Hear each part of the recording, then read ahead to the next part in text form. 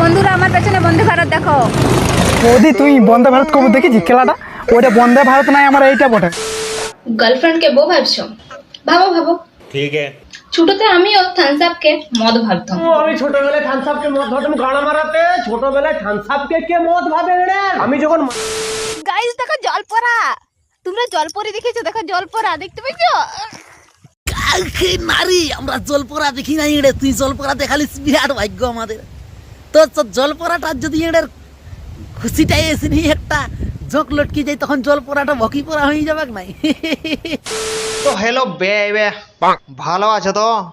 আর যদি কেউ ভালো না থাকিস তো ইনস্টাগ্রাম খুলে নিয়ে ভিডিও দেখবিস, 2 মিনিটে ভালো হয়ে যাবি, 2 মিনিটে। বলেন কি? কারণ এখন লোক ফেমাস হবার জন্য ইনস্টাগ্রামে এমন মানে কি বলবো, এত ফালতু ফালতু কাম করছে। জানবি যাদের মান লাজ লজ্জা কিছুই নেই, জানবি এত ঘরে কেউ নাই, সব মরে গেছে, একা ইয়াই বাঁচিয়ে আছে, তার জন্য আর লাজ লজ্জা কিছুই নেই। যেমন তোরা এই বৌদিকে ইনস্টাগ্রামে ইউটিউবে দেখিস, চিনিস, আলবাল বকতে থাকে, তার সঙ্গে সঙ্গে লোকের কাছে আলবাল গালু খাতে থাকে। কিন্তু মানে এতনা গাল খাওয়ার পরও ই সুধরিল না, বরং না গেলে আরো বিগড়ে গেছে। বলি স্বপ্নটা নকল হলে কি হবে? মালটা তো আসল বিরান যায় না। যেমন আগে লেওড়া বললে এখন বাড়া বলছে, আগে চুলের ডাক্তার বললে এখন বালের ডাক্তার, বুঝলিস, বালের ডাক্তার বলছে। তোদেরও এইসব ভিডিও দেখে দেখে তোদেরও মাথায় তো একটু চিন্তা ভাবনা আসে যে কোনো মানুষ এতটা নির্লজ্জ, মানে এতটা নিচে নামতে পারে কি করে? বিশেষ করে মায়া গিলা যেগুলা লজ্জার জন্য 12 হাতে শাড়ি পরছে, সেই মায়া গিলা ইনস্টাগ্রামে এসে দুধ পেছন হিলান দিছে, আলবালার বলে দিছে, মানে বুঝছিস তাহলে এদের এক লজ্জাটা কত নিচে চলে গেছে। কিন্তু তোরা যদি ভাবছিস যে এটা স্বাভাবিক ব্যাপার, কিন্তু এটা স্বাভাবিক ব্যাপার না। কোনো মানুষ এতটা নির্লজ্জ তখনই হয় যখন ক্ষুদায় লগ্নের জন্মে। হ্যাঁ, ক্ষুদায় লগ্নে। ক্ষুদায় লগ্নে মানে তোরা বুঝতে পারছি না? আরে ক্ষুদায় লগ্নে ওই যে হ্যাঁ, এইরকম ক্ষুদায় লগ্নে।